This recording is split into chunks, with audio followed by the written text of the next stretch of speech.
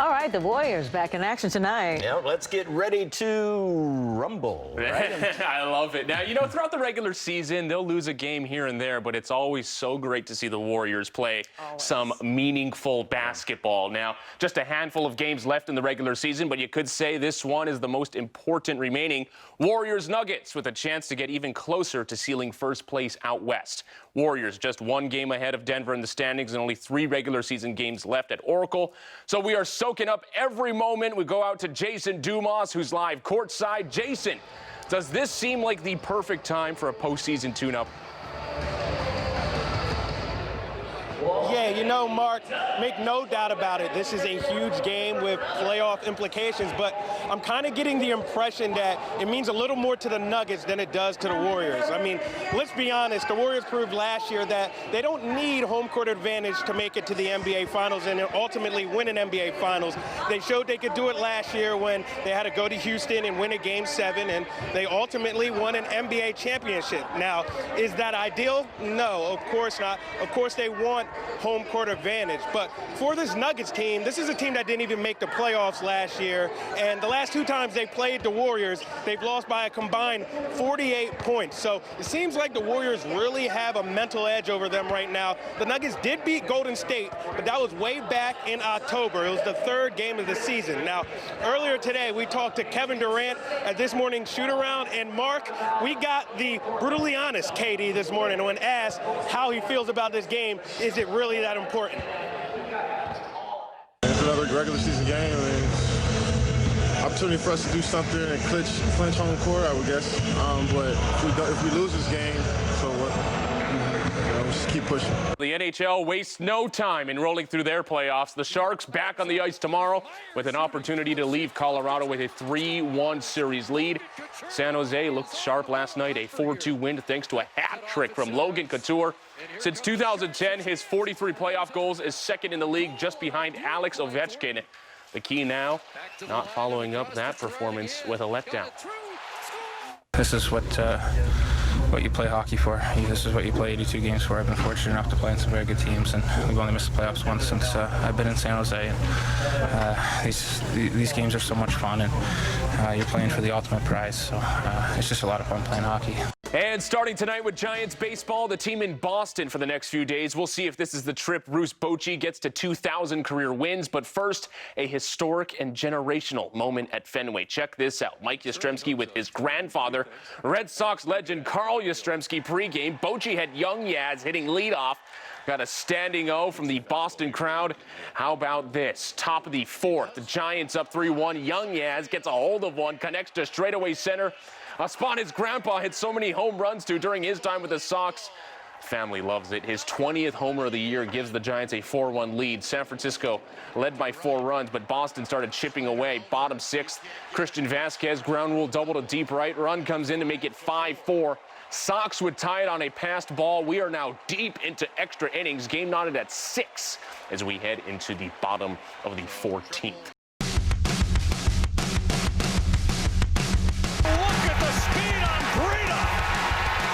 What a way to start it!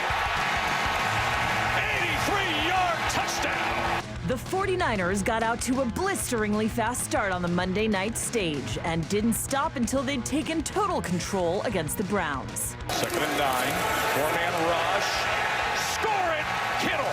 22-yard touchdown catch, George Kittle. Now San Francisco is 4-0 and looking to keep the streak of perfection alive. We got to come back and on a short week and try to win this game and get 5-0. We're breaking down the best bright spots and the biggest blows right now on Red and Gold Zone.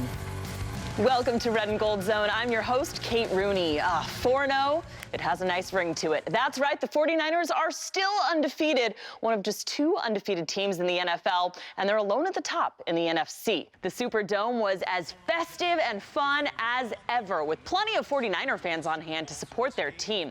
And they were in for a treat. The shootout began immediately. After San Francisco and New Orleans traded scores on their first possessions, the Niners fell into a 20-7 hole. But Jimmy Garoppolo and company company did their best to even things up. On the first play of their first drive of the second quarter, Garoppolo hit Emmanuel Sanders with a 75-yard touchdown pass. New Orleans responded, so the 49er offense went back to work, this time using some trickery. Sanders threw a touchdown pass to Raheem Mostert, and the Niners were within 6. On the ensuing SF drive, Mostert would run for a touchdown, giving the 49ers a 1-point lead at the half. From there, the back-and-forth affair continued. With less than 3 minutes in the game, the 49ers kicked a field goal and took a 5-point lead. But that was plenty of time for Drew Brees and the Saints. They marched down the field, and Traquan Smith scored a touchdown. After a failed 2-point conversion, the 49ers got the ball back with under a minute on the clock. Garoppolo and the Niners worked their way downfield, and on 4th and 2, George Kittle made the play of the game, turning a short pass into a 39-yard gain. That set up a field goal for the 49ers, and Robbie Gould won the game on a 30-yarder as time expired. Final score, 48-46. Welcome back to Red and Gold Zone. The top dog at the 49ers facility isn't head coach Kyle Shanahan or even owner and CEO Jed York. The pup calling all the shots is Zoe, a French bulldog who last year became the first official emotional support dog in the NFL. When I spotted Zoe peeking through an office window at Levi's Stadium, I knew that 49er fans needed to know her story. The most popular member of the 49ers has never taken a snap on the football field. She prefers a variety of other pastimes. She loves playing with balloons. If we blow balloons up in here a lot, she'll almost play volleyball with the guys and hit them back and forth. And then she loves treats, so we keep the treats around, and we're working on doing, shake, sit, lay down, all those things. Meet Zoe, a 1-year-old French bulldog who spends her days at Levi's Stadium as the 49ers' official emotional support dog, the first of her kind in the league. When I'm in a mood or anything, I just like to go and play with her. Kind of erases my mind. I kind of just think about, like, wow, it's just a little dog, gonna go have some fun and relax and mentally refresh. Defensive lineman Solomon Thomas played a huge part in Zoe's arrival. After spending several days at the facility with a staff member's visiting pup, Thomas persuaded Director of Player Engagement Austin Moss to find a full-time furry companion. I knew, that he had just gone through a really tragic experience with losing his sister, so it was just really cool to see him get as much joy as he did when he came in the office, and I knew that it was having a good impact having a dog here. So she just kind of helps me get my mind off stuff I don't need to be thinking about or negative things I don't want to be thinking about. So, yeah, she's just really, really instrumental in just helping me just kind of mentally relax and refresh.